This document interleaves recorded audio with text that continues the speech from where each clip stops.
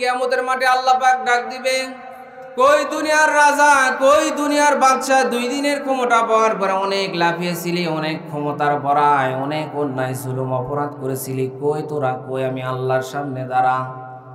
আল্লাহ তাআলার সামনে কেউ দাঁড়াতে পারবে না। দুনিয়ার রাজা বাদশাহ প্রধানমন্ত্রী তো দূরের কথা, আমার মতো হুজুর তো দূরের কথা।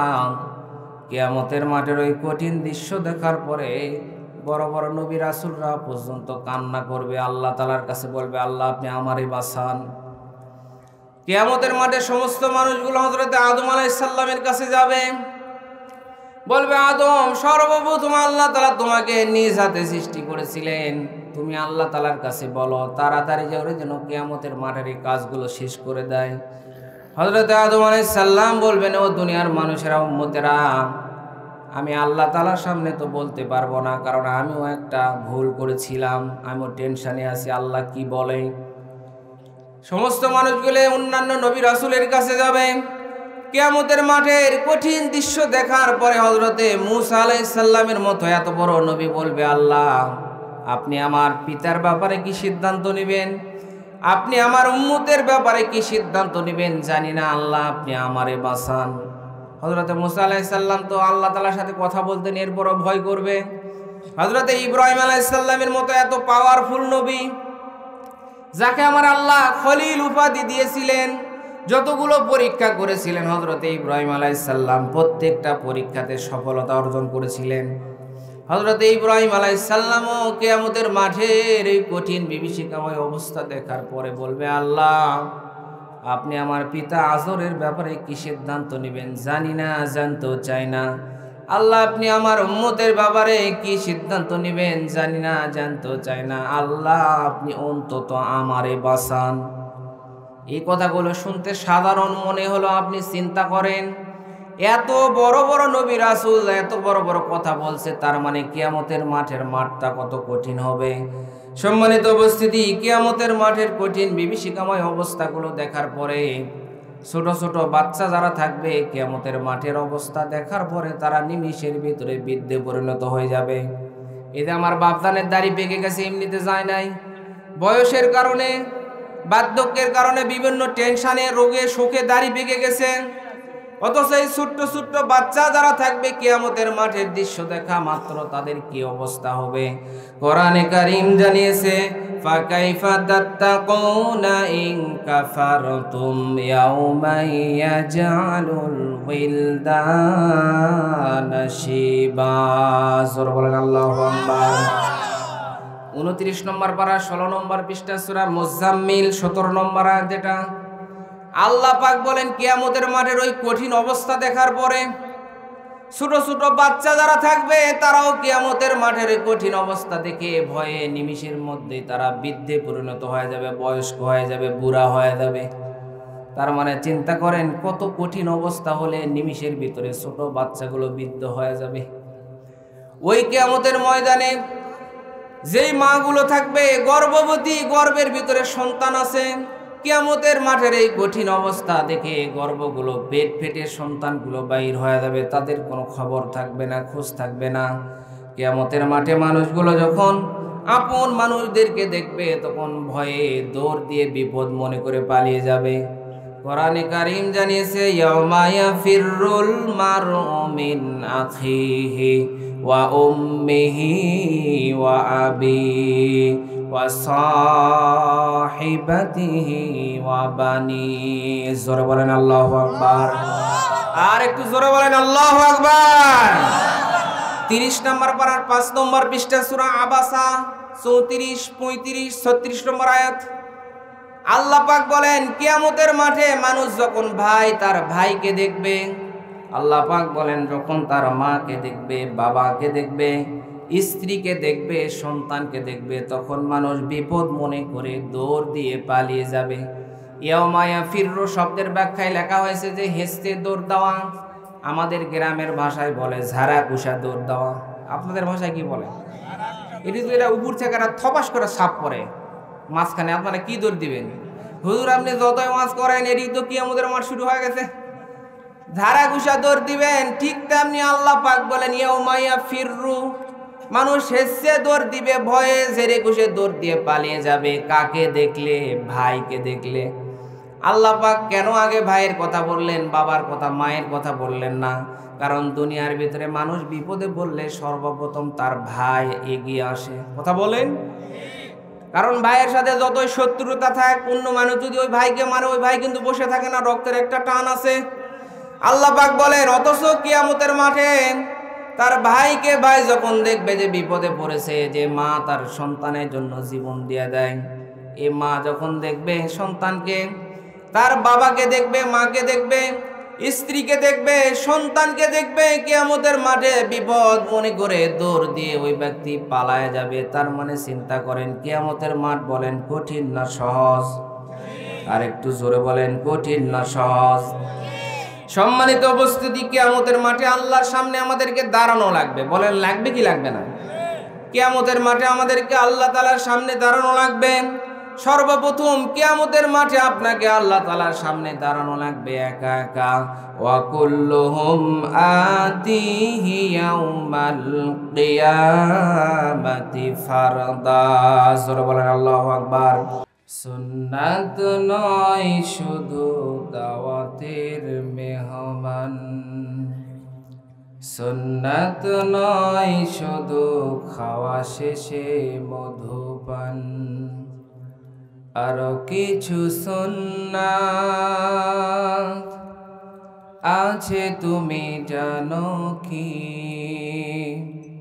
জানলেও জীবনে কখনো তা মানো কি? আরো কিছু সুন্নাত আছে তুমি জানো কি? জানলেও জীবনে কখনো তা মানো কি? সুন্নাত শুধু নয় মাজলুম সহায়ক, সুন্নাত উহুদে জালিমের প্রতিরোধ।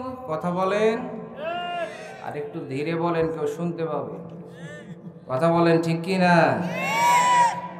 সুন্নাত শুধু নয় নির্জন ধ্যানে যাওয়া, আর সুন্নাত হলো পাথরের আঘাত খাওয়া। মহাব্বতে তার সুদিনের সাথী তুমি, দুর্দিনেও তার পাশে থাকো কি? আরো কিছু সুন্নাত আছে তুমি জানো কি? জানলেও জীবনে কখনো তা মানো কি? সুন্নাত শুধু নয় নমনীয় আলাপন, সুন্নাত প্রয়োজনে হুঙ্কার গর্জন। সুন্নাত শুধু নয় মেষ চরাতে যাওয়া, আর সুন্নাত হলো রাষ্ট্রনায়ক হওয়া। মোহাব্বতে তার খালেদ ওমর আলী, আবু বকরের মতো পাশে থাকো কি? আরো কিছু সুন্নাত আছে তুমি জানো কি? জানলেও জীবনে কখনো তা মানো কি? আলহামদুলিল্লাহ, আমিন। এছাড়াও প্রধান অতিথি হিসাবে আছেন SM আবু হাসান দুলাল। বিশেষ অতিথি হিসাবে আমার সম্মানিত ওস্তাদ আলহাজ মুফতি আব্দুর রউফ, আলহাজ আবু বকর সিদ্দিক, জনাব মোহাম্মদ মাসুদ পারভেজ। আল্লাহ তাআলা সকলের ইলমকে দুনিয়া আখিরাতের জন্য কবুল করে নেন। সবাই বলেন আমিন। এছাড়াও এতক্ষণ পর্যন্ত আপনাদের সামনে আলোচনা করে আপনাদেরকে ধন্য করেছেন আপনাদের অত্যন্ত মহব্বতের মানুষ, পরিচিত মুখ জনাব মোহাম্মদ আবু বকর বিন ইসহাক অত্যন্ত মহব্বত করেন এবং অত্র এলাকায় যত মাহফিল হয় অধিকাংশ মাহফিলেই কিন্তু হুজুর থাকেন, ঠিক কি না? অত্যন্ত ভালো মানুষ, আমাকে তার ছেলের মতো মহব্বত করেন। আল্লাহ তাআলা হুজুরের ইলমকে গোটা বিশ্বব্যাপী কোরআনের জন্য কবুল করুন, সবাই বলেন আমিন। এছাড়াও মুফতি সাজিদ মাহমুদ কারি সুহেল মুন্সি ছাড়াও যারা কোরআনুল কারীম থেকে কথা বলেছে, আল্লাহ তাআলা সকলের ইলমকে দুনিয়া আখিরাতে কবুল করে নেন, সকলে বলেন আমিন। আমন্ত্রিত অতিথি হিসাবে যতগুলো মানুষের নাম আছে সবার নাম পড়তে লাগলে অনেক সময়ের দরকার, তাই না? এজন্য সকলের জন্য দোয়া করে দিলাম, আল্লাহ তাআলা সকলকে দুনিয়া আখিরাতে কবুল করে নেন। সবাই একটু জোরে আওয়াজ দিয়ে বলেন আমিন। সম্মানিত উপস্থিতি, এক ছাত্রের কাছে মাস্টার জিজ্ঞাসা করছে যে গুড বানান করো, কি বানান করেন বলেন তো?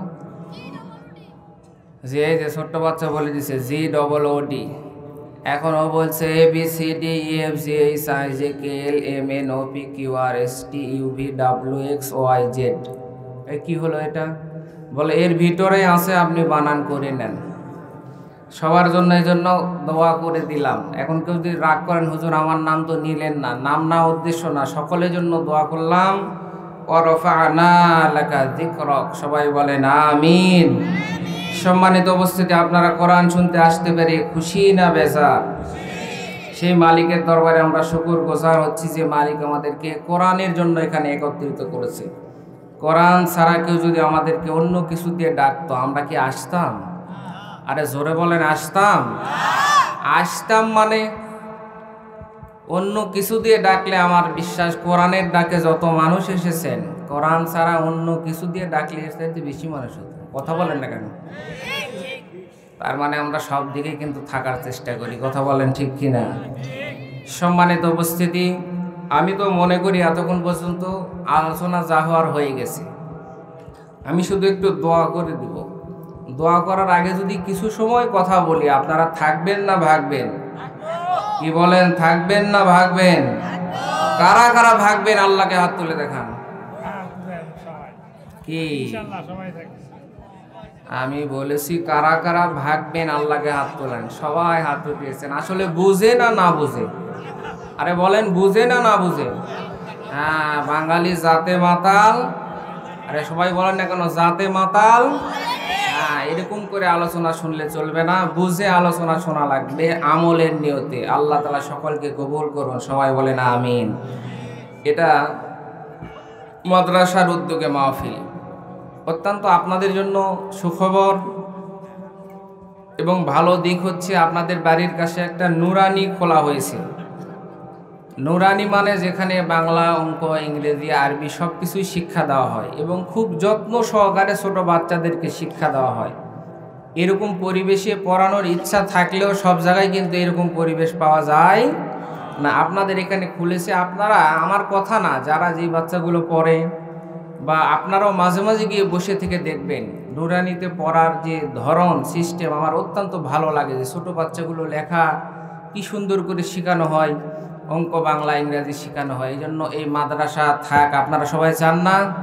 এই জন্য বুদ্ধি দিয়ে, পরামর্শ দিয়ে, সহযোগিতা করে, ছাত্র দিয়ে এই মাদ্রাসার পাশে থাকবেন সবাই ইনশাআল্লাহ। কারণ এই কোরআনুল কারীম আপনারা শুনতে এসেছেন, আর এই কোরআন যার ভিতরে আছে, যে হাদিসে কারিমা তেলাওয়াত করেছি, আল্লাহ রাসূল বলেন খায়রুকুম মান তাআল্লামাল কুরআনা ওয়া আল্লামা, তোমাদের ভিতরে সর্বোত্তম ওই ব্যক্তি যে নিজে কোরআন শিক্ষা করে এবং অপরকে শিক্ষা দেয়।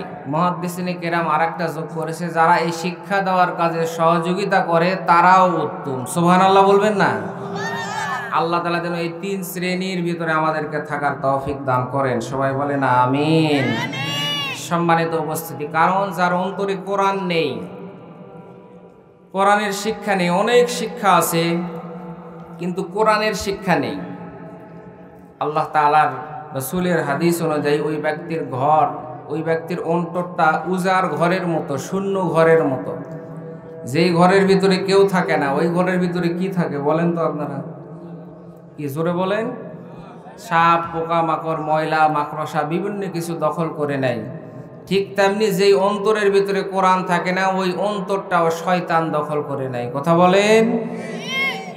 সম্মানিত উপস্থিতি, রাসূল সাল্লাল্লাহু আলাইহি সাল্লাম হাদিস শরীফের ভিতরে বলেছেন, ইন্নাল্লাযী লাইসা ফি জাওফিহি শাইউম মিনাল কুরআনি কাল বাইতিল খরিব, রাওয়াহু তিরমিজি।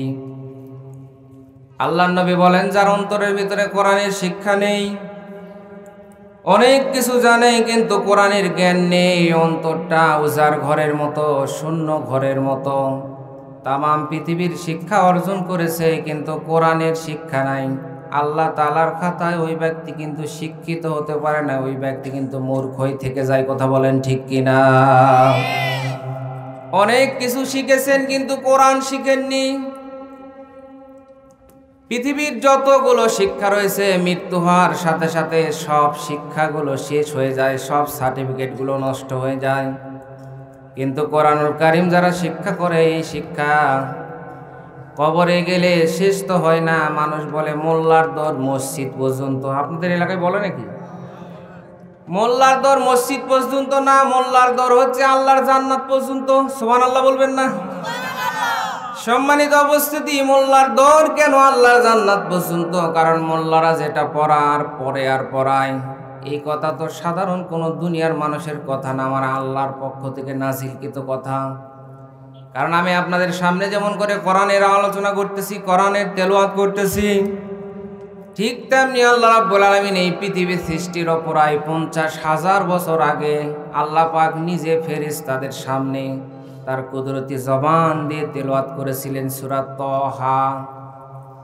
আল্লাহ পাক হচ্ছেন বক্তা আর ফেরেশতারা হচ্ছে শ্রোতা। আল্লাহ পাক এই পৃথিবী সৃষ্টির প্রায় 50,000 বছর আগে আল্লাহ পাক তার কুদরতি জবান দিয়ে নিজেই তেলাওয়াত করেছিলেন, তাহা মা আনজালনা আলাইকাল কুরআনা লিতাশকা। জোরে বলেন আল্লাহু আকবার। কোরআনুল কারীমের 20 নম্বর সূরা, সূরা তাহা। ফেরেশতাদের সামনে যখন আমার আল্লাহ তেলাওয়াত করেছিলেন, ফেরেশতারা আল্লাহ তাআলার কণ্ঠে তেলাওয়াত শোনার পরে বলেছিল, ওই জাতি কত ভাগ্যবান, ওই উম্মত কত ভাগ্যবান, যেই উম্মতের উপরে এই কোরআনুল কারীম নাজিল করা হবে। কি সুবহানাল্লাহ বাড়ি দিয়ে বলেন।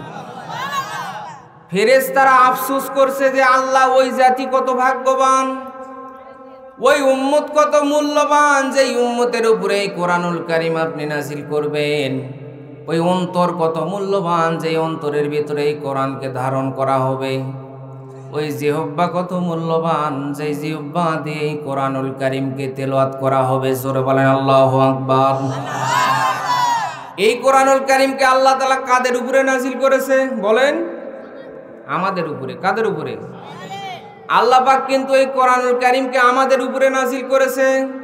কারণ আল্লাহ রাব্বুল আলামিন সর্বপ্রথম যখন কোরআন নাজিল করে, কোরআনের সর্বপ্রথম কথাই হচ্ছে ইকরা, পড়ো। আল্লাহর নবীর কাছে জিবরাইল আলাইহিস সালাম আসার পরে 3 বার বলেছিলেন, হে নবী আপনি পড়ুন, পড়ো পড়ো পড়ো। 3 বার বলার পরে আল্লাহর নবী পড়ছেন না। এরপরে জিবরাইল আলাইহিস সালাম যখন বললেন, ইকরা বিসমি রাব্বিকাল্লাযী খালাক, জোরে বলেন আল্লাহু আকবার। 96 নম্বর সূরা, 30 নম্বর পারা সূরা আলাকের প্রথম 5টি আয়াত যখন তেলাওয়াত করলেন, জিবরাইল আলাইহিস সালাম যখন বললেন, পড়ুন তোমার প্রভুর নামে যিনি তোমাকে সৃষ্টি করেছে, আল্লাহর নবী সঙ্গে সঙ্গে পড়া আরম্ভ করলেন। কারণ বললেন, আল্লাহ নবী জানায় দিলেন যে আল্লাহর নামে যেই পড়া হয়, এই পড়া পড়তে আমার কোনো অসুবিধা। কারণ যখন মানুষ পড়া আরম্ভ করবে, যখন কোনো মানুষ কোনো কাজ আরম্ভ করবে, পড়ালেখা শুরু করবে, দেখতে হবে এই পড়ার সাথে আমার আল্লাহর বিরোধিতা আছে কিনা। আল্লাহ তাআলা নাম নিয়ে সকল পড়া আরম্ভ করা লাগবে। সম্মানিত উপস্থিতি, কেন পড়া লাগবে? কেন কোরআন শিক্ষা করা লাগবে? কারণ কোরআন শিক্ষা করা বলেন তো ফরজ না নফল? কি রাগ করতেছেন আপনারা নাকি ইচ্ছা কাহিনী ধরবো?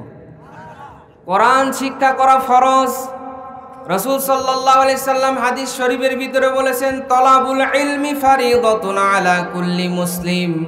প্রত্যেক মুসলমানের জন্য কোরআনুল কারীম শিক্ষা করা ফরজ, এটা নফল না। অনেকে বলে হুজুর না তো পড়া যাবে না, কেন? কারণ জানলেই তো মানা লাগবে, আল্লাহর কাছে ধরা খাওয়া লাগবে। এরা একটা সিটারি। কারণ কিয়ামতের মাঠে আপনাকে জিজ্ঞাসা করা হবে আপনি জানেননি কেন।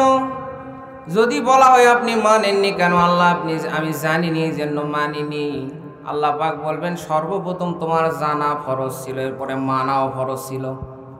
যে ব্যক্তি জেনেছে কিন্তু মানেনি তার একটা ফরজ হয়নি, তার মধ্যে জানার ফরজ অর্জন করেছে। কথা বলেন ঠিক কিনা? আর যে জানেওনি মানেওনি সে কয়টা লঙ্ঘন করেছে? জোরে বলেন, আরো জোরে বলেন, কয়টি? এই জন্য কোরআন শিক্ষা করা ফরজ। আর আল্লাহ রাব্বুল আলামিন নিজেই জানিয়েছেন, কুল হাল ইয়াস্তাউিল্লাযীনা ইয়া'লামুনা ওয়াল্লাযীনা লা ইয়া'লামুন ইন্নামা ইয়াতাযাক্কারু উলুল আলবাব।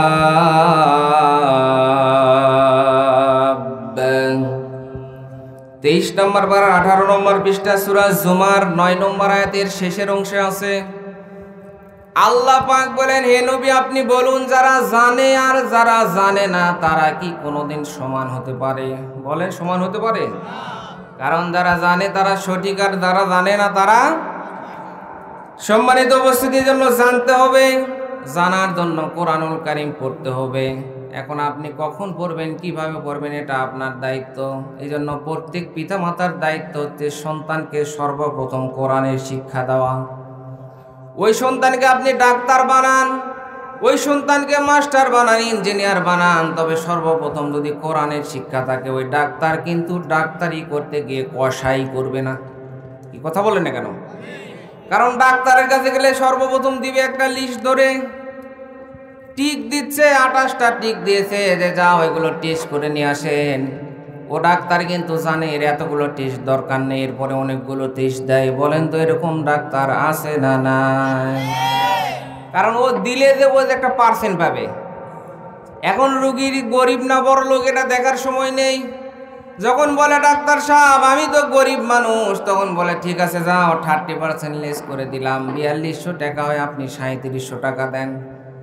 রিপোর্ট করে আসার পরে ডাক্তার লিখেছে NAPA। কি হলো? NAPA, নাপা।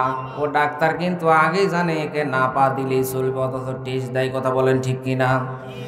ওর ভিতরে যদি কোরআনের শিক্ষা থাকতো, আল্লাহর ভয় থাকতো, যে আল্লাহর কাছে তো আমাকে জবাব দেওয়া লাগবে, কারো কাছে যদি আমি অন্যায় করি, ওই ব্যক্তি কিন্তু অযথা কোনো টেস্ট দিয়ে মানুষকে হয়রানি করতে পারতো না। কথা বলেন ঠিক কিনা?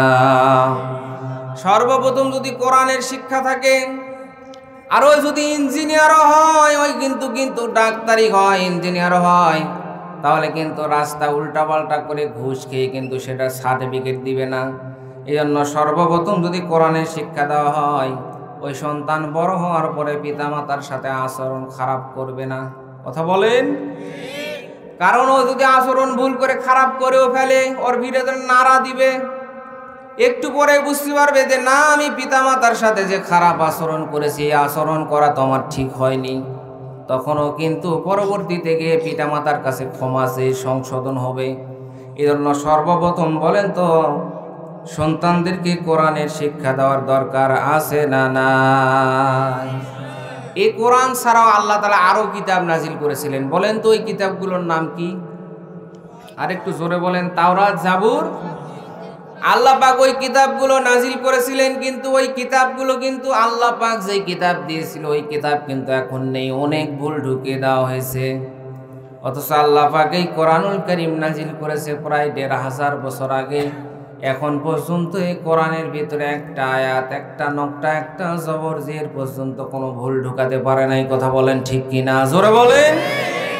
কেন পারে না এই কথা কি আপনি খেয়াল করেছেন? ওগুলো তো আল্লাহর কিতাব, আল্লাহর নাজিল করা কিতাব, ওগুলোর ভিতরে কেন ভুল ঢুকিয়ে দিল? আর কোরআনের ভিতরে কেন ভুল ঢুকাতে পারলো না? কোরআনে কারীম জানিয়েছে ইন্না নাহনু নাযালনা যিকরা ওয়া ইন্না লাহু লাহাফিযুন।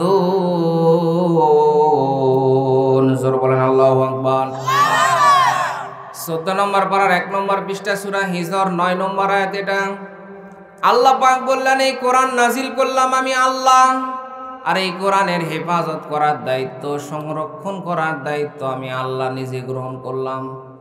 তাওরাত, জাবুর, ইনজিল ওই কিতাবগুলো আমার আল্লাহ নাজিল করেছে, তবে ওই কিতাবগুলোর হেফাজত করার দায়িত্ব কিন্তু আমার আল্লাহ নেয়নি। সেই যুগের নবী, সেই যুগের উম্মতদেরকে ওই দায়িত্ব দেওয়া হয়েছিল। কিন্তু এই কোরআন নাজিল যখন আমার আল্লাহ করলেন, দেখলেন এই কোরআনের পরে আর কোনো কিতাব আসবে না, আর কোনো নবী রাসূল এই দুনিয়ায় আসবে না। বলেন তো আমাদের নবীর পরে আর কোনো নবী কে আসবে? বলেন, কেউ যদি আসো আমাদের নবীর উম্মত হয়ে আসবে? আল্লাহ পাক জানালেন, চিন্তা করলেন যে আমি এই কোরআনুল কারীমের হেফাজত করার দায়িত্ব যদি না নেই, তাওরাতের মতো, জাবুরের মতো, ইনজিলের মতো মানুষগুলো কিতাবের ভিতরে ভুল ঢুকিয়ে দিবে। যেহেতু আর নবী আসবে না, যেহেতু আর কিতাব আসবে না, সুতরাং এই কিতাব যদি আমি হেফাজত করার দায়িত্ব না নিয়ে ওই উম্মতদেরকে আবার দেই, মানুষগুলো তো বিভ্রান্ত হয়ে যাবে, মূল কিতাব তারা পাবে না। এই জন্য আল্লাহ রাব্বুল আলামিন আমাদেরকে ভালোবেসে এই কোরআনুল কারীমের হেফাজত করার দায়িত্ব আমার আল্লাহ নিজেই গ্রহণ করলেন। জোরে বলেন আল্লাহু আকবার। কেমনে হেফাজত করেন তার বাস্তব প্রমাণ এই মাদ্রাসাগুলো। ছোট্ট একটা বাংলা বই, ইংরেজি বই, অঙ্ক বই কিন্তু হুবহু মুখস্থ করে রাখা সম্ভব হয় না। বলেন হয়? একটু জোরে বলেন। হুবহু লাইন বাই লাইন মুখস্থ করে রাখা সম্ভব হয় না। কিন্তু দেখেন এত মোটা একটা কোরআন, 30 পারা এই কোরআনুল কারীম। অনেক ছাত্র আছে যারা এক বৈঠকে বসে 30 পারা কোরআনুল কারীম শোনায় দিতে পারবে। কেন পারে? কারণ আল্লাহ রাব্বুল আলামিন যে হেফাজত করার দায়িত্ব নিয়েছে, এই হাফেজদের দ্বারা আল্লাহ রাব্বুল আলামিন কোরআনকে সহজ করে দিয়ে নিজেই এই কোরআনের হেফাজত করেন। বলেন সুবহানাল্লাহ। সম্মানিত উপস্থিতি, কোরআনুল কারীমকে আমার আল্লাহ যখন নাজিল করতেছিলেন, কোরআনুল কারীম নাজিল হওয়ার সময় আল্লাহ রাসূল সাল্লাল্লাহু আলাইহি সাল্লাম যখন এই কোরআনের দাওয়াত দেওয়া শুরু করলেন, এই কোরআনের দাওয়াত শোনার পরে সবাই কিন্তু কোরআনের দাওয়াত গ্রহণ করেনি। সবাই করেছিল? আল্লাহ নবী যখন একই কোরআন আবু বকরের সামনে তেলাওয়াত করলেন, আবু বকরের ঈমান বাড়ল। একই কোরআন যখন আল্লাহ নবী আবু জেহেলের সামনে তেলাওয়াত করলেন, আবু জেহেলের শয়তানি বাড়ল। কথা বলেন ঠিক কিনা? তাহলে আল্লাহ নবীর দোষ না কিতাবের দোষ না আবু জেহেলের দোষ? কথা বলেন। আবু জেহেল কিন্তু আইন পাশও করেছিল যে এই কোরআনকে চলতে দেওয়া হবে না। কোরআনে কারীম জানিয়েছে, ওয়াকালাল্লাযীনা কাফারু লা তাসমাউ লিহাযাল কুরআনি ওয়ালগাউ ফীহি লাআল্লাকুম তাগলিবুন। 24 নম্বর পারার 18 নম্বর পৃষ্ঠা সূরা হামিম সেজদা 26 নম্বর আয়াত। এটা আল্লাহ পাক বলেন, আবু বকর শোনার পরে ঈমান বাড়ল, আবু জেহেল শোনার পরে আইন পাশ করলো যে এই কোরআনকে চলতে দেওয়া হবে না। কারণ আবু জেহেল ভালো করে জেনেছিল যে এই কোরআন যদি চলে তাহলে আমার অবৈধ ক্ষমতা থাকবে না। কি কথা বলেন? কারণ আবু জেহেল ছিল অবৈধ। আমরা এই পৃথিবীতে দেখেছি অনেকেই অবৈধভাবে টিকেছিল, এখন অনেক জায়গায় আছে। কথা বলেন ঠিক কিনা? সম্মানিত উপস্থিতি, আবু জেহেল যেমন করে চেয়েছিল যে কোরআন যদি চলে আমার অবৈধ ক্ষমতা থাকবে না, আবু জেহেলের সাথে তাল মিলিয়ে এমন কিছু নেতা নেত্রী ছিল, এই কোরআনকে বন্ধ করার জন্য তারা চক্রান্ত করে আলেম ওলামাদেরকে বন্দী করে রেখেছিল। কথা বলেন ঠিক কিনা? কারণ এই কোরআনকে তো বন্ধ করে রাখা সম্ভব না। কোরআনে কারীম জানিয়েছে, ইউরিদুনা লিইউতফিউ নূরাল্লাহি বিআফওয়াহিহিম ওয়াল্লাহু মুতিম্মু নূরিহি ওয়ালাউ কারিহাল কাফিরুন।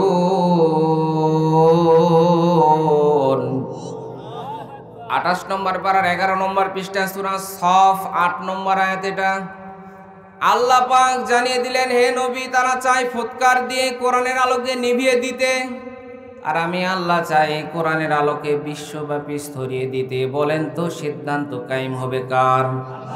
আর একটু ধীরে বলেন, কার? বলেন তো সব আলো কি ফুৎকার দিয়ে নিভানো যায়? আমরা যারা বিদ্যুৎ আসার আগে আগে লেখাপড়া করেছি, হারিকেনের আলো বাতির আলোতে পড়েছি। এরপরে যখন ঘুমাতে যেতাম তখন একটা ফুৎকার দিতাম, ফোঁ দিতাম, বাতিটা ঘুরে যেত, নিভে যেত, আলো বন্ধ হয়ে যেত, এরপরে আমরা ঘুমোতে যেতাম।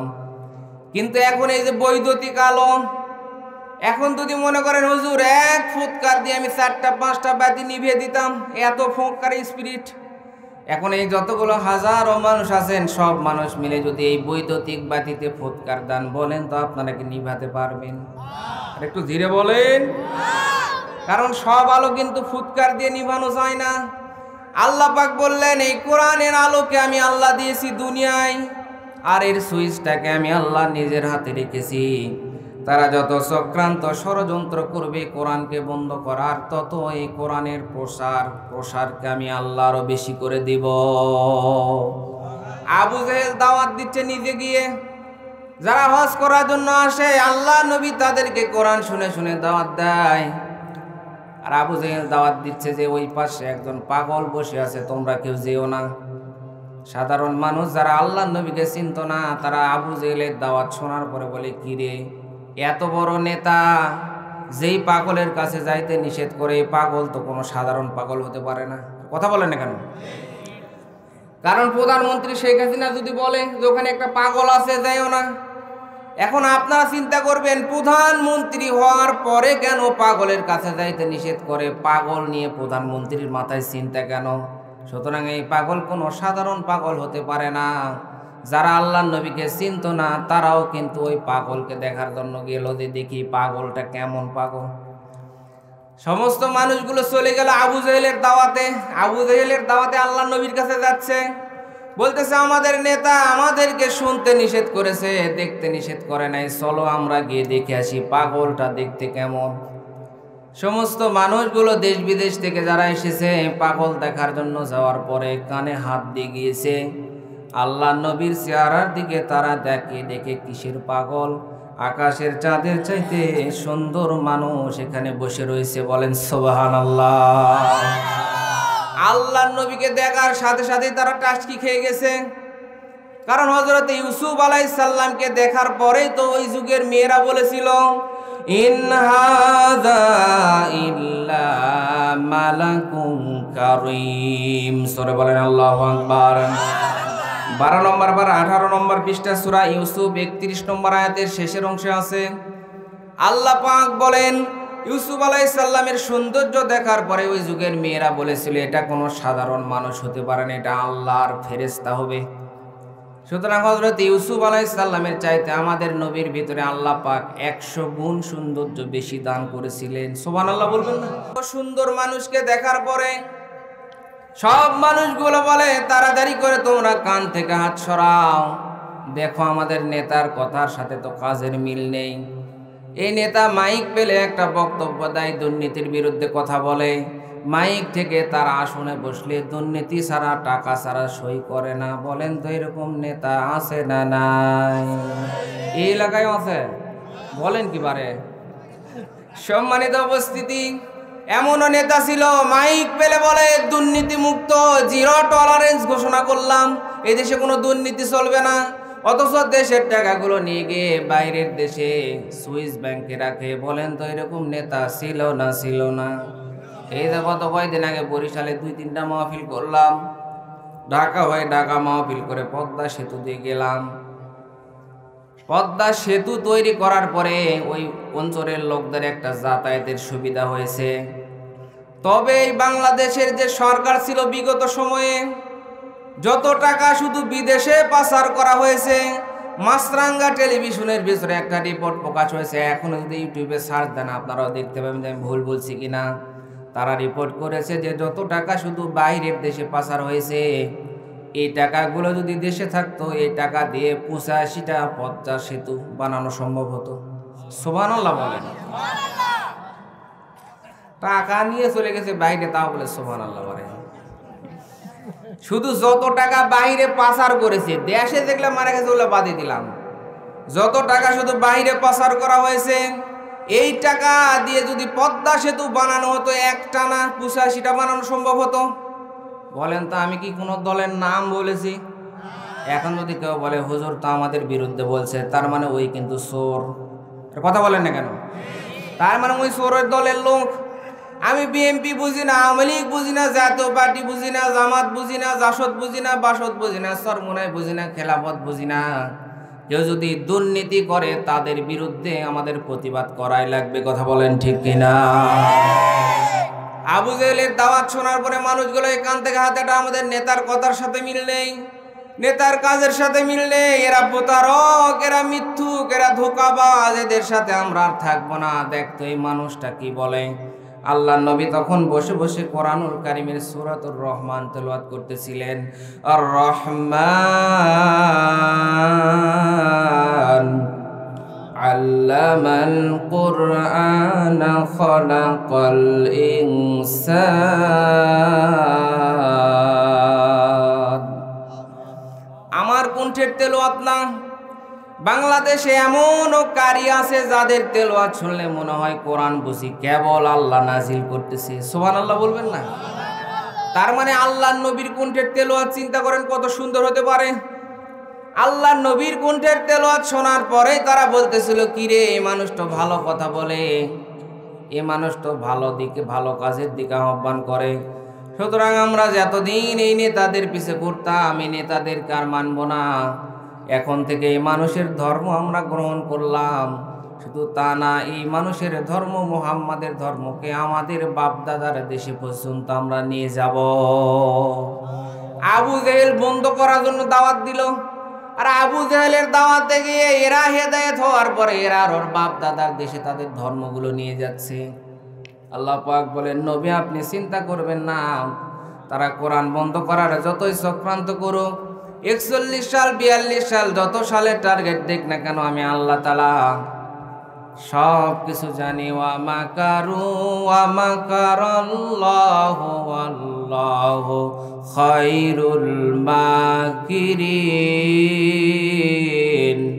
তারা যত ষড়যন্ত্র করুক, চক্রান্ত করুক, আমি আল্লাহ কৌশল করি। আমি আল্লাহ হচ্ছে উত্তম কৌশলী। জোরে বলেন তো, উত্তম কৌশলী কে? আর একটু জোরে বলেন কে? সম্মানিত উপস্থিতি, এখানে যদি কোরআন থেকে আলোচনা হয়, বলেন তো আপনারা থাকবেন না ভাগবেন? ভূমিকায় কিছু বললাম, আপনারা কি রাগ করেছেন? আলোচনা কিন্তু এখনো শুরু করি নাই। বলেন চলবে না শেষ করে দিব? কি চলবে না শেষ করে দিব? কতক্ষণ? হ্যাঁ, সারা রাত করে হুজুর আপনি মরে। আপনাদের তো একদিন, আমাদের তো প্রতিদিন। সম্মানিত উপস্থিতি, যেহেতু লিখেছেন তাফসিরুল কোরআন মাহফিল, বাংলাদেশের কয়েক ক্যাটাগরির আলোচনা হয়। একটা হচ্ছে ওয়াজ মাহফিল, বিশাল তাফসিরুল কোরআন মাহফিল, ইসালে সওয়াব দোয়ার মাহফিল। তবে তাফসিরুল কোরআন মাহফিল এটা লেখা যত সহজ, তাফসির করা কিন্তু এত সহজ না। ওয়াজ মাহফিল দিয়েছেন, একটা আয়াত হাদিস পড়ে যে কোনো একটা ঘটনা বললেই হয়। তবে তাফসিরুল কোরআন মাহফিল মানে কথা হওয়া লাগবে কোরআন থেকে। কথা বলেন ঠিক কিনা? সুতরাং এটা বিষয়টা বোঝা লাগবে। বিগত সময় আমরা দেখেছি তাফসিরুল কোরআন মাহফিল, আমি যে এলাকায় থাকি ওই জায়গায় ওয়াজ দিয়েছিলাম গত বছর, আগের বছর। তাফসিরুল কোরআন মাহফিল লিখলে অনুমতি পাওয়া যাবে না, একটা ভয়। কেন? ইসালে সওয়াব লেখেন, দোয়ার মাহফিল লেখেন, অনুমতি পাওয়া যাবে। কারণ তারা জানে তাফসিরুল কোরআন মাহফিল যেখানে হবে আর তাফসির হবে কোরআন থেকে, তাহলে মানুষ তো আমাদের লক্ষ্যগুলো বুঝে ফেলে দিবে, তাহলে তো তারা আর আমাদের কাছে থাকবে না, আমাদের অবৈধ ক্ষমতা টিকবে না। এই জন্য তাফসিরুল কোরআন মাহফিল লেখার কারণে অনেক জায়গায় কিন্তু মাহফিলের অনুমতি পাওয়া যায়নি। কথা বলেন। এখন আমরা তাফসির করব কোরআন থেকে। দরুদ পড়ি, সালাম পাঠায় বিশ্ব মানবতার মুক্তির দূত মুহাম্মদুর রাসূলুল্লাহ সাল্লাল্লাহু আলাইহি সাল্লামের প্রতি। কেন কোরআন থেকে কথা বলবো? রাসূল সাল্লাল্লাহু আলাইহি সাল্লাম হাদিস শরীফের ভিতরে বলেছেন, মান ক্বালা বিহি সাদাকা, যারা কোরআন থেকে কথা বলে তারা সত্য কথা বলে। কারণ কোরআনের কথা আমি মুজাহিদুল ইসলামের কথা না, কোরআনের কথা হচ্ছে আমার আল্লাহর কথা। কথা বলেন।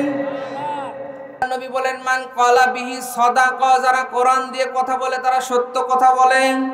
ওয়া মান আমিলা বিহি উজরা, যারা কোরআন দিয়ে আমল করে তারা সঠিক আমল করে, আর এর প্রতিদান আমার আল্লাহ নিজ হাতে বান্দাদেরকে দান করবে।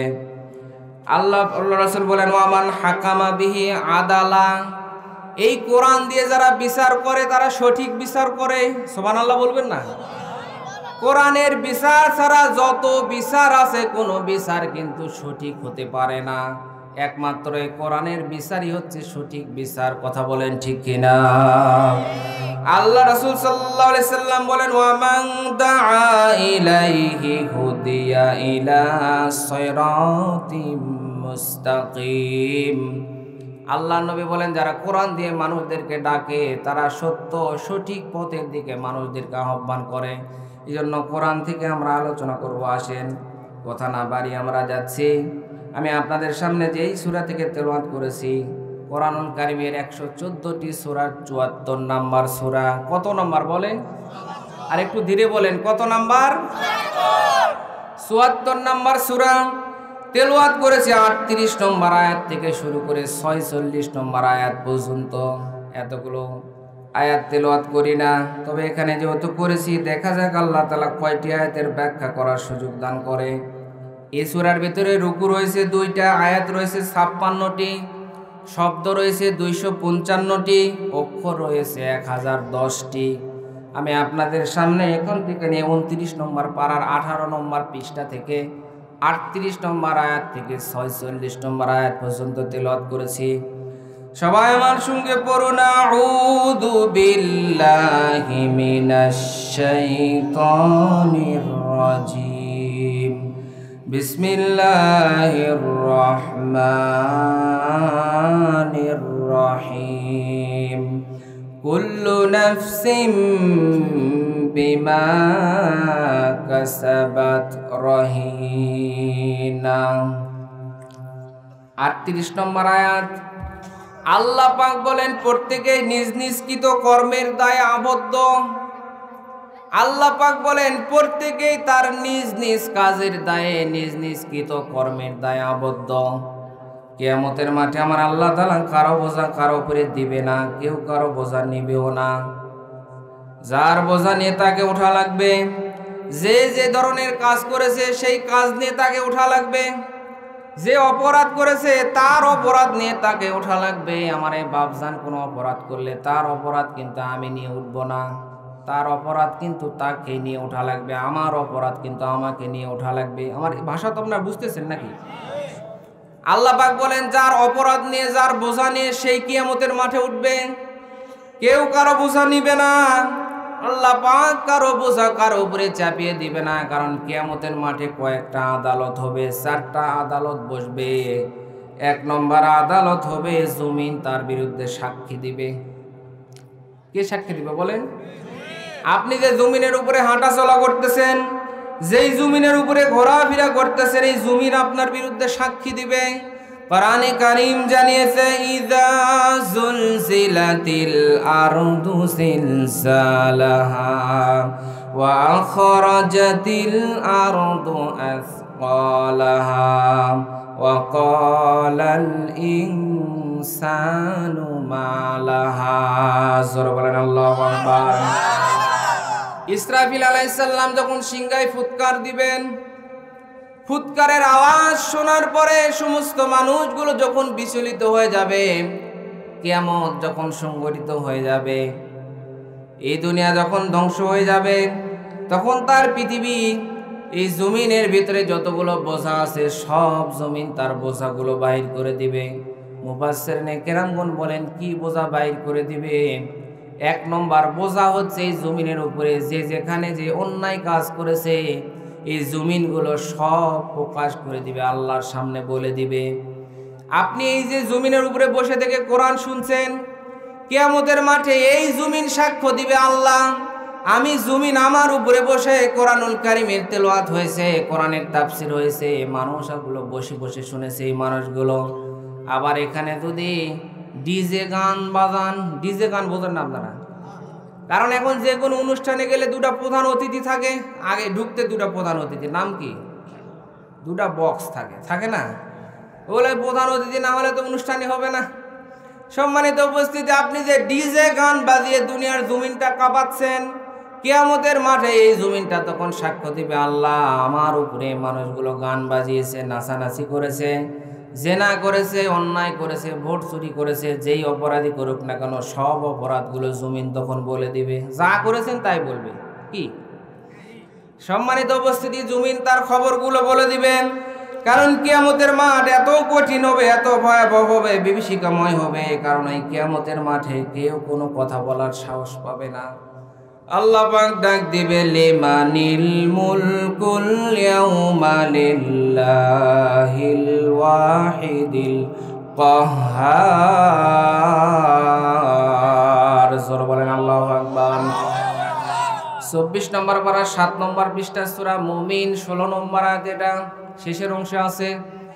আল্লাহ পাক বলেন কিয়ামতের মাঠে আল্লাহ পাক ডাক দিবে, কই দুনিয়ার রাজা, কই দুনিয়ার বাদশা, 2 দিনের ক্ষমতা পাওয়ার পরে অনেক লাফিয়েছিলি, অনেক ক্ষমতার বড়ায় অনেক অন্যায় জুলুম অপরাধ করেছিলি, কই তোরা, কই আমি আল্লাহর সামনে দাঁড়া। আল্লাহ তাআলার সামনে কেউ দাঁড়াতে পারবে না। দুনিয়ার রাজা বাদশা প্রধানমন্ত্রী তো দূরের কথা, আমার মতো হুজুর তো দূরের কথা। কিয়ামতের মাঠের ওই কঠিন দৃশ্য দেখার পরে বড় বড় নবী রাসূলরা পর্যন্ত কান্না করবে, আল্লাহ তাআলার কাছে বলবে, আল্লাহ আপনি আমারই বাঁচান। কিয়ামতের মাঠে সমস্ত মানুষগুলো হযরত আদম আলাইহিস সালামের কাছে যাবে, বলবে, আদম সর্বপ্রথম আল্লাহ তাআলা তোমাকে নিজ হাতে সৃষ্টি করেছিলেন, তুমি আল্লাহ তাআলার কাছে বলো তাড়াতাড়ি যেন কিয়ামতের মাঠের এই কাজগুলো শেষ করে দেয়। হযরত আদম আলাইহিস সালাম বলবেন, ও দুনিয়ার মানুষেরা, উম্মতেরা, আমি আল্লাহ তাআলার সামনে তো বলতে পারবো না, কারণ আমিও একটা ভুল করেছিলাম, আমিও টেনশনে আছি, আল্লাহ কি বলে। সমস্ত মানুষগুলো অন্যান্য নবী রাসূলের কাছে যাবে। কিয়ামতের মাঠের কঠিন দৃশ্য দেখার পরে হযরতে মূসা আলাইহিস সালামের মতো এত বড় নবী বলবে, আল্লাহ আপনি আমার পিতার ব্যাপারে কি সিদ্ধান্ত নেবেন, আপনি আমার উম্মতের ব্যাপারে কি সিদ্ধান্ত নেবেন জানি না, আল্লাহ আপনি আমারে বাঁচান। হযরতে মূসা আলাইহিস সালাম তো আল্লাহ তাআলার সাথে কথা বলতেন, এরপরও ভয় করবে। হযরতে ইব্রাহিম আলাইহিস সালামের মতো এত পাওয়ারফুল নবী, যাকে আমার আল্লাহ খলিল উপাধি দিয়েছিলেন, যতগুলো পরীক্ষা করেছিলেন হযরতে ইব্রাহিম আলাইহিস সালাম প্রত্যেকটা পরীক্ষাতে সফলতা অর্জন করেছিলেন। হযরতে ইব্রাহিম আলাইহিস সালামও কিয়ামতের মাঠের এই কঠিন বিভীষিকাময় অবস্থা দেখার পরে বলবে, আল্লাহ আপনি আমার পিতা আজরের ব্যাপারে কি সিদ্ধান্ত নেবেন জানি না, জানতেও চাই না। আল্লাহ আপনি আমার উম্মতের ব্যাপারে কি সিদ্ধান্ত নেবেন জানি না, জানতেও চাই না। আল্লাহ আপনি অন্তত আমারে বাঁচান। এই কথাগুলো শুনতে সাধারণ মনে হলো, আপনি চিন্তা করেন, এত বড় বড় নবী রাসূল এত বড় বড় কথা বলছে, তার মানে কিয়ামতের মাঠের মাঠটা কত কঠিন হবে। সম্মানিত উপস্থিতি, কিয়ামতের মাঠের কঠিন বিভীষিকাময় অবস্থাগুলো দেখার পরে ছোট ছোট বাচ্চা যারা থাকবে, কিয়ামতের মাঠের অবস্থা দেখার পরে তারা নিমিষের ভিতরে বৃদ্ধে পরিণত হয়ে যাবে। এতে আমার বাপদানের দাড়ি পেকে গেছে, এমনিতে যায় নাই, বয়সের কারণে, বার্ধক্যের কারণে, বিভিন্ন টেনশনে, রোগে, শোকে দাড়ি পেকে গেছে। অথচ এই ছোট্ট ছোট্ট বাচ্চা যারা থাকবে, কিয়ামতের মাঠের দৃশ্য দেখা মাত্র তাদের কি অবস্থা হবে। কোরআনে কারীম জানিয়েছে, ফাকাইফা তাত্তাকুনা ইন কাফারতুম ইয়াউমা ইয়াজআলুল ওয়িলদানা শিবা। জোরে বলেন আল্লাহু আকবার। 29 নম্বর পারা 16 নম্বর পৃষ্ঠা সূরা মুজাম্মিল 17 নম্বর আয়াত, যেটা আল্লাহ পাক বলেন কিয়ামতের মাঠের ওই কঠিন অবস্থা দেখার পরে ছোট ছোট বাচ্চা যারা থাকবে তারাও কিয়ামতের মাঠের ওই কঠিন অবস্থা দেখে ভয়ে নিমিষের মধ্যে তারা বৃদ্ধে পরিণত হয়ে যাবে, বয়স্ক হয়ে যাবে, বুড়া হয়ে যাবে। তার মানে চিন্তা করেন কত কঠিন অবস্থা হলে নিমিষের ভিতরে ছোট বাচ্চাগুলো বৃদ্ধ হয়ে যাবে। ওই কিয়ামতের ময়দানে যেই মাগুলো থাকবে গর্ভবতী, গর্ভের ভিতরে সন্তান আছে, কিয়ামতের মাঠের এই কঠিন অবস্থা দেখে গর্ভগুলো পেট ফেটে সন্তানগুলো বাইর হয়ে যাবে, তাদের কোনো খবর থাকবে না, খোঁজ থাকবে না। কিয়ামতের মাঠে মানুষগুলো যখন আপন মানুষদেরকে দেখবে তখন ভয়ে দৌড় দিয়ে বিপদ মনে করে পালিয়ে যাবে। কোরআনে কারীম জানিয়েছে, ইয়াউমা ইয়াফিরুল মারউ মিন আখিহি ওয়া উম্মিহি ওয়া আবিহি ওয়া সাহিবাতিহি ওয়া বানি। জোরে বলেন আল্লাহু আকবার। আর একটু জোরে বলেন আল্লাহু আকবার। 30 নম্বর পারার 5 নম্বর পৃষ্ঠা সূরা আবাসা 34, 35, 36 নম্বর আয়াত। আল্লাহ পাক বলেন কিয়ামতের মাঠে মানুষ যখন তার ভাইকে দেখবে, আল্লাহ পাক বলেন যখন তার মাকে দেখবে, বাবাকে দেখবে, স্ত্রীকে দেখবে, সন্তানকে দেখবে, তখন মানুষ বিপদ মনে করে দৌড় দিয়ে পালিয়ে যাবে। ইয়াউমা ইয়াফিরু শব্দের ব্যাখ্যায় লেখা হয়েছে যে হেসতে দৌড় দেওয়া, আমাদের গ্রামের ভাষায় বলে ঝাড়া কুষা দৌড় দেওয়া। আপনাদের ভাষায় কি বলে? এটা উপর থেকে একটা থপাস করে সাপ পড়ে মাঝখানে, আপনারা কি দৌড় দিবেন? হুজুর আপনি যতই মাছ করেন এদিক তো কিয়ামতের মাঠ শুরু হয়ে গেছে, ঝাড়া কুষা দৌড় দিবেন। ঠিক তেমনি আল্লাহ পাক বলেন ইয়াউমা ইয়াফিরু, মানুষ হেসে দৌড় দিবে, ভয়ে ঝেড়ে কুষে দৌড় দিয়ে পালিয়ে যাবে। কাকে দেখলে? ভাইকে দেখলে। আল্লাহ পাক কেন আগে ভাইয়ের কথা বললেন, বাবার কথা, মায়ের কথা বললেন না? কারণ দুনিয়ার ভিতরে মানুষ বিপদে বললে সর্বপ্রথম তার ভাই এগিয়ে আসে। কথা বলেন? কারণ ভাইয়ের সাথে যতই শত্রুতা থাক, অন্য মানুষ যদি ওই ভাইকে মারে, ওই ভাই কিন্তু বসে থাকে না, রক্তের একটা টান আছে। আল্লাহ পাক বলেন অথচ কিয়ামতের মাঠে তার ভাইকে ভাই যখন দেখবে যে বিপদে পড়েছে, যে মা তার সন্তানের জন্য জীবন দিয়ে দেয়, এই মা যখন দেখবে সন্তানকে, তার বাবাকে দেখবে, মাকে দেখবে, স্ত্রীকে দেখবে, সন্তানকে দেখবে, কিয়ামতের মাঠে বিপদ মনে করে দৌড় দিয়ে ওই ব্যক্তি পালায় যাবে। তার মানে চিন্তা করেন কিয়ামতের মাঠ বলেন কঠিন না সহজ? আর একটু জোরে বলেন কঠিন না সহজ? সম্মানিত উপস্থিতি, কিয়ামতের মাঠে আল্লাহর সামনে আমাদেরকে দাঁড়ানো লাগবে। বলেন লাগবে কি লাগবে না? কিয়ামতের মাঠে আমাদেরকে আল্লাহ তাআলার সামনে দাঁড়ানো লাগবে। সর্বপ্রথম কিয়ামতের মাঠে আপনাকে আল্লাহ তাআলার সামনে দাঁড়ানো লাগবে একা একা। ওয়া কুল্লুহুম আতিহি ইয়াউমাল কিয়ামাতি ফারদা। জোরে বলেন আল্লাহু আকবার। 16 নম্বর পারা 10 নম্বর পৃষ্ঠা সূরা মারিয়াম 95 নম্বর আয়াত। এটা আল্লাহ পাক বলেন কিয়ামতের মাঠে আল্লাহর সামনে একা একা দাঁড়ানো লাগবে। চেয়ারম্যান অথবা মেম্বার যদি আপনাকে ডাকে কোনো অপরাধের কারণে, আপনি তো একা একা যাওয়ার সাহস পান না। মনে করেন যে বাপজানের সাথে চেয়ারম্যানের সম্পর্ক ভালো, একটু নিয়ে যাই, একটু সহজ হবে। কি কথা বলেন? আপনি চেয়ারম্যানের কাছে একা যেতে সাহস পান না, আর আল্লাহর সামনে আপনাকে অপরাধের বোঝা নিয়ে একা একা দাঁড়ানো লাগবে। 2 নম্বরে কিয়ামতের মাঠে আল্লাহ তাআলা আপনাকে ডাকবেন নেতা সহকারে। নেতা থাকবে সামনে আর পিছনে থাকবে কর্মী। বলেন তো, যে নেতা নামাজ পড়ে না, যে নেতা দিন কায়েমের বিরোধিতা করে, কোরআনকে বন্ধ করতে চায়, ওই নেতাকে দেখার পরে আল্লাহর তো দয়া হবে। কি বলেন না কেন? কথা বলেন। আল্লাহ তার রাগ হবে। সম্মানিত উপস্থিতি, কিয়ামতের মাঠে যখন মানুষগুলো, এরপরে বিচার শুরু হয়ে যাবে। একবারে ছোট করে দিলাম কারণ 12টার ভিতরে আলোচনা শেষ করব। এখন বাজে 11:42 আর 18 মিনিট আপনারা থাকবেন তো ইনশাআল্লাহ।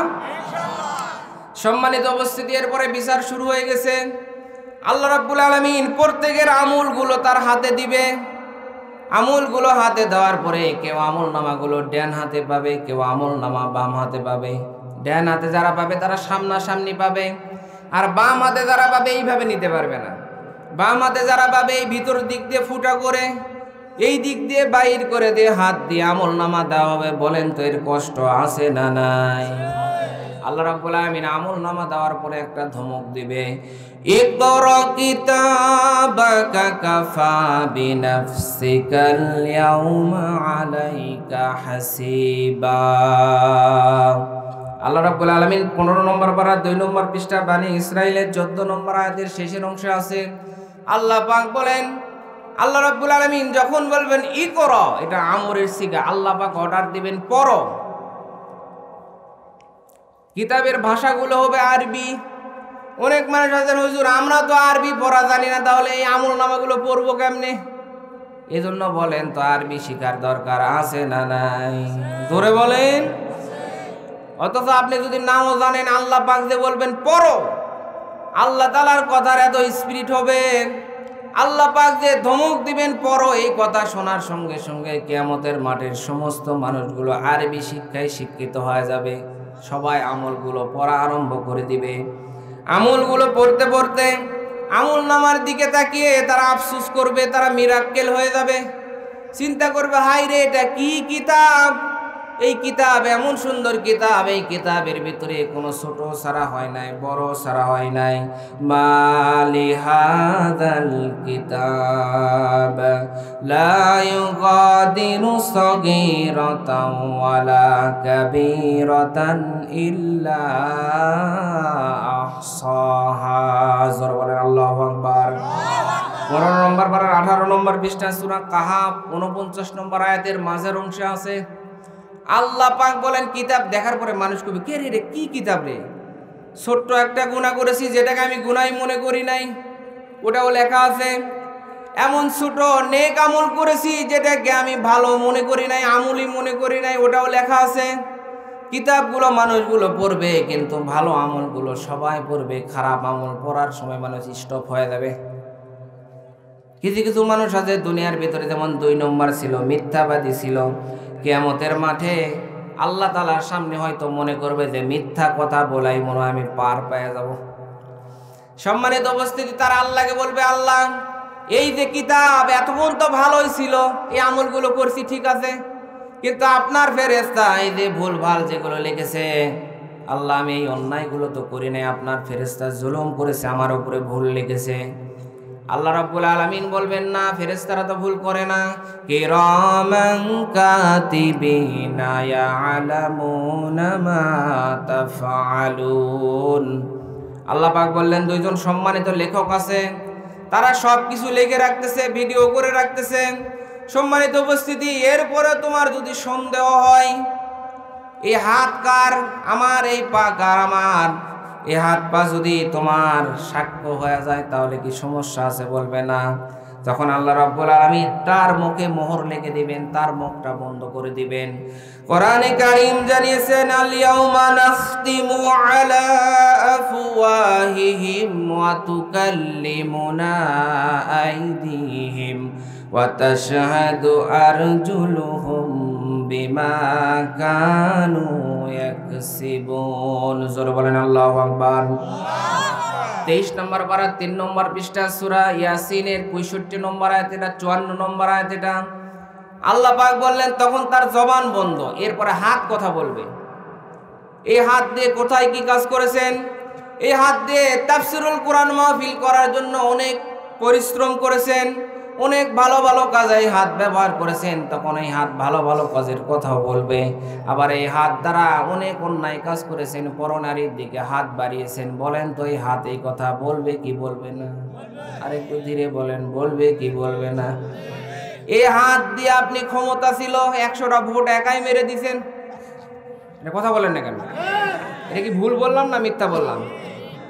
ছোট্ট বাচ্চা ভোটারই হয়নি, 13-14 বছর বয়স হয়েছে, বলছে হুজুর একাই মেরেছি, এক বই শেষ করে দিয়েছি। বললাম কেমনে? তুমি তো ভোটার হয় নাই। বলে জোর করে নিয়ে গিয়ে ঢুকিয়ে দিয়েছে। বলেন তো আমি কোনো দলের নাম বললাম? বলেন। এখন যদি চিন্তা করেন হুজুর কেন আমাকে বিরুদ্ধে করতে, তার মানে আপনি ভোট চোর। কথা বলেন না কেন? জোরে বলেন। সম্মানিত উপস্থিতি, এক কথায় ভোট চুরি করেন, পরনারীর দিকে স্পর্শ করেন, কারো জিনিস চুরি করেন, যেই অন্যায় করেন না কেন, কিয়ামতের মাঠে হাতগুলো ঠাস ঠাস করে বলে দিবে, পাগুলো বলে দিবে কোন পথে আপনি গিয়েছেন। ভালো কাজের দিকে গেলে সেটাও বলবে, খারাপ কাজের দিকে গেলে সেটাও বলবে। সম্মানিত উপস্থিতি, এরপরে প্রমাণ যখন হয়ে যাবে, একবারে সংক্ষেপ করে নিলাম, আমলনামা যারা ডান হাতে পাবে তারা হাসতে হাসতে আল্লাহর জান্নাতে চলে যাবে, আর বাম হাতে যারা পাবে তারা জাহান্নামে চলে যাবে। আল্লাহ পাক এই কথাই জানিয়েছেন, ইল্লা আসহাবাল ইয়ামিন। 38 নম্বর আয়াত থেকে এবার 39 নম্বর আয়াতের ব্যাখ্যায় যাচ্ছি। কি আপনারা কি কষ্ট পাচ্ছেন? আল্লাহ পাক বললেন যে প্রত্যেকের বোঝা নিয়ে উঠলো, বিচার হলো, এরপরে যারা ডানপন্থী হবে তাদের কোনো টেনশন থাকবে না, তারা আল্লাহর জান্নাতের ভিতরে চলে যাবে, বামপন্থীরা জাহান্নামের ভিতরে চলে যাবে। তবে জান্নাত আর জাহান্নাম হবে একবারে পাশাপাশি। জান্নাতীরা জাহান্নামীদেরকে দেখতে পাবে, জাহান্নামীরাও জান্নাতীদেরকে দেখতে পাবে। জান্নাতের ভিতরে যারা থাকবে, জান্নাতগুলো হবে ফ্ল্যাট সিস্টেম। জান্নাতের ভিতরে জান্নাতি থাকার পরে মনের ভিতরে যেই কল্পনা করবে, বাসনা করবে, মুখ দিয়ে বলা লাগবে না, সাথে সাথে সেই কাজটা হয়ে যাবে। সুবহানাল্লাহ বলবেন না? যা চাইবে, যা বলবে সাথে সাথে হয়ে যাবে। মনের ভিতরে চিন্তা করবে, কি গো চিন্তা করবে কি গো, আমি তো দুনিয়ার ভিতরে অমুক ভাইয়ের সাথে এক বাজারে বাজার করতাম, আজান হলে নামাজে যেতাম, দিন কায়েমের আন্দোলন করতাম, তাফসিরুল কোরআন মাহফিলে যেতাম, আল্লাহর হুকুম একসাথে পালন করতাম, আমি তো জান্নাতের ভিতরে আছি, আমার ওই ভাই কোন জান্নাতের ভিতরে আছে একটু দেখা হলে ভালো লাগতো। জান্নাতি মনের ভিতরে চিন্তা করেছে, আমার আল্লাহ রাব্বুল আলামিন সঙ্গে সঙ্গে জান্নাত থেকে বাইর হওয়ার পরে দেখবে যার কথা মনের ভিতরে কল্পনা করেছিল ওই ব্যক্তি সামনে এসে উপস্থিত। সুবহানাল্লাহ বলেন। বলবে কি গো আপনি, আরে আপনার কথাই তো আমি মনে মনে ভাবছিলাম। ওই বলবে আমিও তো ভাবছিলাম যে আপনার সাথে দেখা হলে না ভালোই লাগলো নি। চলেন দেখা যেহেতু হয়েছে, আমরা এই জান্নাতের বেলকুনিতে বসে, উদ্যানে বসে একটু গল্প করি। আল্লাহ পাক এই কথাই জানিয়েছেন, ফি জান্নাতি ইয়াতাসাআলুন। তখন জান্নাতের বেলকুনিতে বসে, উদ্যানে বসে দুজন ব্যক্তি গল্প করবে। হঠাৎ করে গল্প করতে করতে তাদের দৃষ্টি চলে যাবে জাহান্নামের দিকে। জাহান্নামের দিকে যখন দৃষ্টি চলে যাবে, জাহান্নামের দিকে তাকিয়েই দেখবে আমাদের কিছু পরিচিত লোক, আমাদের কিছু আত্মীয়, পাড়া প্রতিবেশী, একই বাজারে বাজার করতাম, একই জায়গায় থাকতাম, আমরা আজান হলে নামাজে যেতাম, আর এই ব্যক্তি বসে বসে আড্ডা দিত, বিড়ি খেত। বলেন তো এরকম মুসল্লি আপনাদের এলাকায় আছে না নাই? খালি শুকুর আলী বোঝেন, শুক্রবারে আজান দিলে যায় যায় হুজুরের ভুল ধরে, এতক্ষণ কয়টা ছাড়ে না করে। সম্মানিত উপস্থিতি, এইরকম না। আল্লাহ রাব্বুল আলামিন বলেন,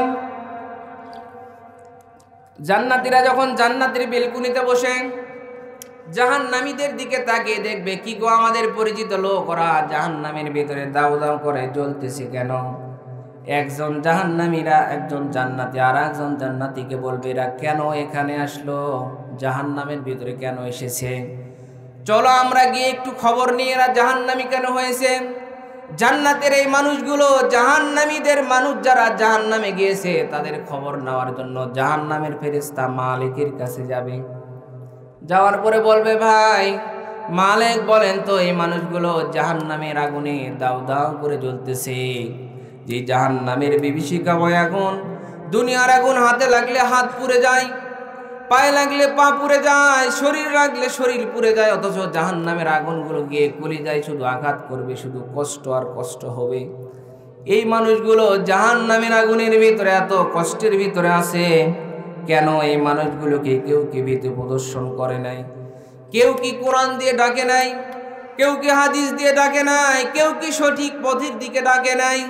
জাহান্নামীরা সবাই এক ব্যক্তি বলবে, ওয়াকালু লাউ কুন্না নাসমাউ আও নাকিলু মা কুন্না ফি আসহাবিস সাঈর। জোরে বলেন আল্লাহু আকবার। 29 নম্বর পারার 1 নম্বর পৃষ্ঠা সূরা মুলকের 10 নম্বর আয়াত। এটা জাহান্নামীরা আফসোস করবে আমাদেরকে কোরআন দিয়ে হাদিস দিয়ে, ইলশাবাড়ির ওই ময়দানে মানুষগুলো, আলেম ওলামাগুলো কোরআন দিয়ে হাদিস দিয়ে আমাদেরকে বুঝিয়েছিল, জাহান্নামের ভয়ের কথা বলেছিল, কিয়ামতের মাঠ কত কঠিন হবে এই ওয়াজগুলো করেছিল।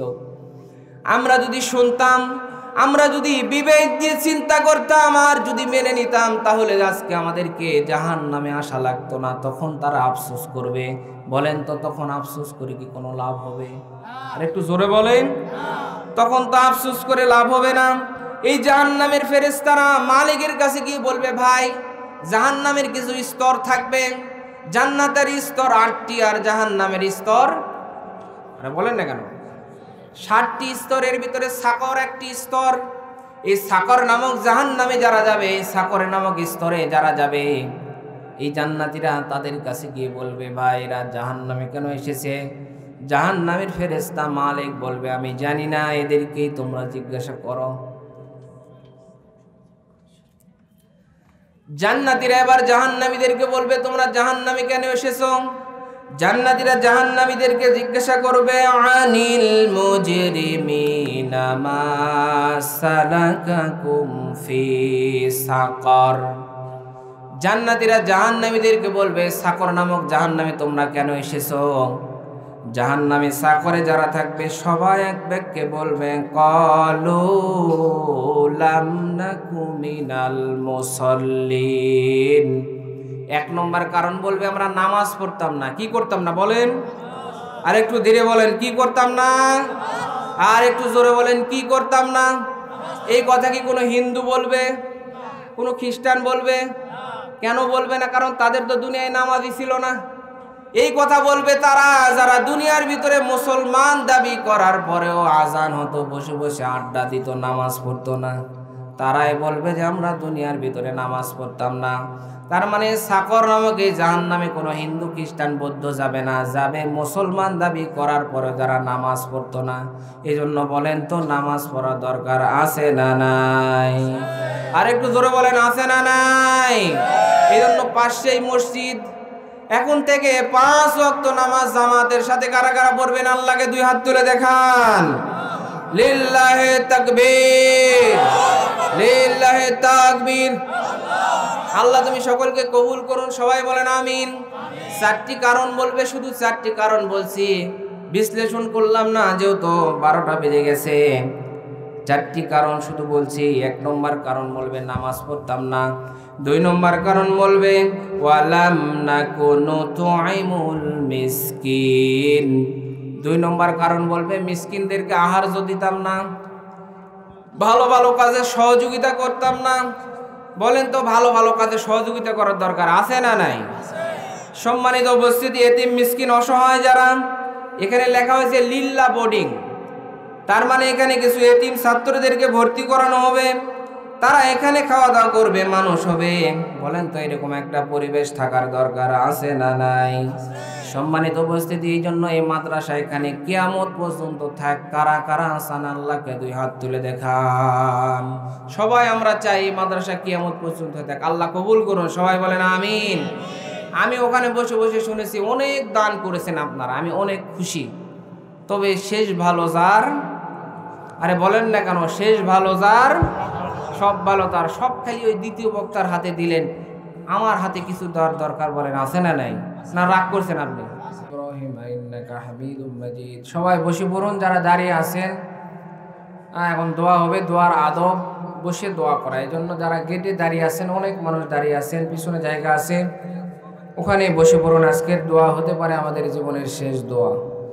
হয়তো ফজরের সময় মসজিদের মাইকে এলান হয়ে যাবে যে মুজাহিদুল হুজুর আর দুনিয়ায় নাই, বাদ জোহর তার জানাজার নামাজ হবে। বলেন হতে পারে কি পারে না? আর একটু জোরে বলেন, হতে পারে কি পারে না? আগামীকাল আবার এই রাত্রি 12টা আসার আগেই আমি কবরের বাসিন্দা হয়ে যেতে পারি।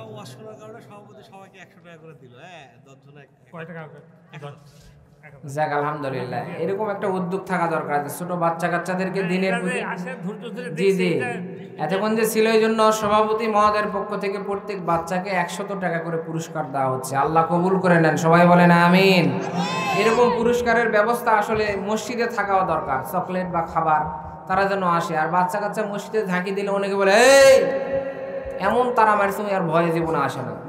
বাচ্চা কাচ্চা যদি পিছনের কাতার থেকে ঝাঁকির আওয়াজ যদি না আসে, তাহলে বুঝবেন যে ভবিষ্যৎ অন্ধকার। এই জন্য বাচ্চা কাচ্চা ঝাঁকি দিলে নামাজের কোনো সমস্যা হবে না, সামনে দিয়ে দৌড়ালেও নামাজের কোনো ক্ষতি হবে না। এই জন্য তাদেরকে উদ্বুদ্ধ করবেন ভালো কাজের দিকে, মসজিদের দিকে, দিনের দিকে। আল্লাহ তাআলা সকলকে কবুল করুন।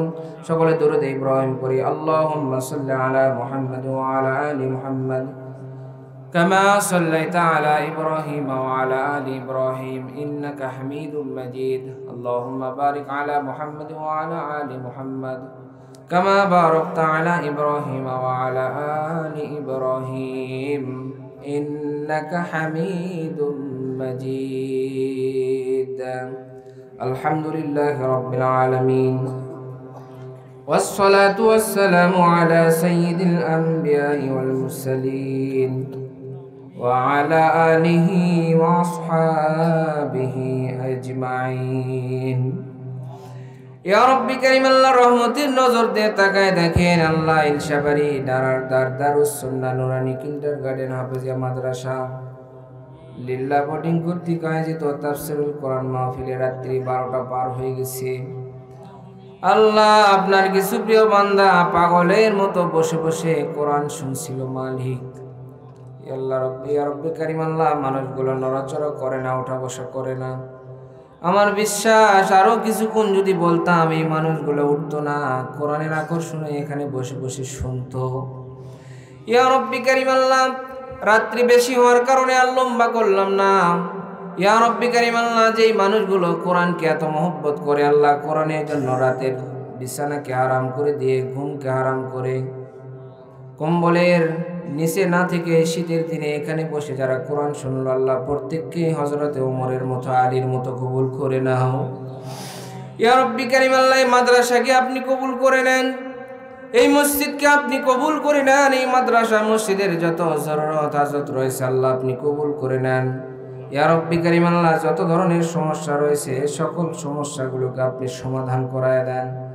ইয়া রব্বি কারীম আল্লাহ, এলাকাবাসীদেরকে কবুল করেন, বিশেষ করে সভাপতি মহোদয়, অত্যন্ত ভালো লেগেছে, দিলটা অনেক ভালো, কোরআনের জন্য ইসলামের জন্য সামনের দিকে আগাতে চায়। ইয়া রব্বি কারীম আল্লাহ, যে ব্যক্তি কোরআনের জন্য সামনের দিকে যায় তার ইজ্জত তো আপনি বাড়ায় দেন, সভাপতি মহোদয়ের ইজ্জত দুনিয়া আখিরাতে আপনি বাড়ায় দেন আল্লাহ। ইয়া রব্বি কারীম আল্লাহ, তার যত ধরনের সমস্যা আছে সকল সমস্যাগুলোর সমাধান করায় দেন আল্লাহ। তার পিতা মাতার ভিতরে অথবা আত্মীয় স্বজনের ভিতরে যারা অন্ধকার কবরে চলে গেছে, কবরগুলোকে আপনি জান্নাতের টুকরো হিসেবে কবুল করে নেন। ইয়া রব্বি কারীম আল্লাহ, বিশেষ করে ভালো লেগেছে যুবক ছেলেপেলেরা এই মাহফিলকে সফল করার জন্য অনেক শ্রম দিয়েছে। ইয়া রব্বি কারীম আল্লাহ, প্রত্যেক যুবক ভাইদেরকে হযরতে ওমরের মতো আলীর মতো কবুল করে নাও। ইয়া রব্বি কারীম আল্লাহ, প্রত্যেক যুবককে 5 ওয়াক্ত নামাজি হিসাবে কবুল করে নাও। আল্লাহ, আমরা যারা আলোচনা শুনলাম, জাহান্নামীরা জাহান্নামে যাওয়ার 1 নম্বর কারণ বলবে আমরা নামাজ পড়তাম না। আল্লাহ, মৃত্যু পর্যন্ত আমাদের সকলকে 5 ওয়াক্ত নামাজ জামাতের সাথে পড়ার তৌফিক দান করেন। আল্লাহ, মাদ্রাসার ওস্তাদ, ছাত্র কমিটি, হিতাকাঙ্ক্ষী যারা ইন্তিকাল করেছে আল্লাহ সকলকে আপনি কবুল করে নেন। আল্লাহ, মিডিয়ার ভাই যারা অনেক কষ্ট করে এসেছে দূর দূরান্ত থেকে আল্লাহ তাদেরকেও আপনি কবুল করে নেন। ইয়া রব্বি কারীম আল্লাহ, মাইক সাউন্ড সিস্টেম অনেক ভালো ছিল। ইয়া রব্বি কারীম আল্লাহ, সাউন্ড সিস্টেম ভাইকে আপনি কবুল করে নেন। ইয়া রব্বি কারীম আল্লাহ, এই দুনিয়ার ভিতরে তো অনেক কিছু দিয়ে এই দেশটা চলেছে আমরা দেখেছি আল্লাহ, মৃত্যুর আগে দেখতে চাই কোরআন দিয়ে 56,000 বর্গ মাইলের দেশ পরিচালিত হচ্ছে আল্লাহ আপনি কবুল করে নেন। ইয়া রব্বি কারীম আল্লাহ, কত মানুষের জানাজায় শরীক হইলাম, কত মানুষকে আমি নিজ হাত দিয়া নিজে জীবনের শেষ গোসল করায় দিলাম। শেষ গোসল করানোর সময় মাঝে মাঝেই তাকায় থাকি, নাকের ভিতরে, কানের ভিতরে, চোখের ভিতরে পানি যায়, অথচ এই মানুষটা কিছুই বলে না, করার কিছুই থাকে না। আল্লাহ, নিজের জীবনের শেষ গোসলটা নিজে দিতে পারে না, মানুষগুলো নিজের জীবনের শেষ গোসল দিয়া ওই খাটলিয়ার উপরে শোয়া, সাদা মার্কিন কাপড় গায়ের ভিতরে জড়ায়া, জীবনের শেষ শ্বাস সাজায়া, চকলেটের মতো মুড়াইয়া অন্ধকার কবরের ভিতরে রেখে চলে আসে। আল্লাহ, কবরের পাশে তাকায় তাকায় কত কবরে দেখলাম, যেই কবরে কোনো সাথী নাই, যেই কবরে কোনো বাতি নাই, যেই কবরের ভিতরে কোনো খাবারের ব্যবস্থা নাই। ইয়া রব্বি কারীম আল্লাহ, যেই কবরের ভিতরে অন্ধকার, ওই কবরের ভিতরে মানুষগুলোকে রেখে চলে আসে। আমরাও তো যে কোনো মুহূর্তে মারা যাব, ওই কবরের ভিতরে রেখে চলে আসবে আল্লাহ। ইয়া রব্বি কারীম আল্লাহ, হযরতে মুহাম্মদুর রাসূলুল্লাহ সাল্লাল্লাহু আলাইহি সাল্লাম ফাতেমা রাদিয়াল্লাহু তাআলা আনহাকে বলেছিলেন, ফাতেমা নিজের আমল ঠিক করো, নবীর মেয়ে বলে কবরের ভিতরে তোমাকে মাফ করে দেওয়া হবে না। তোমার আমল যদি ভালো হয় কবর তোমার সাথে ভালো ব্যবহার করবে। আল্লাহ, আমাদের সকলকে বেশি বেশি ভালো ভালো নেক আমল করার সুযোগ দান করেন। আল্লাহ, মা বোনদের ব্যাপারে চেয়েছিলাম কিছু বলতে, সময়ের কারণে বলতে পারলাম না। আল্লাহ, প্রত্যেক মা বোনদেরকে হযরতে খাদিজা, হযরতে ফাতেমা, হযরতে আয়েশার মতো কবুল করে নাও। রব্বির হামহুমা কামা রব্বায়ানি সগীরা।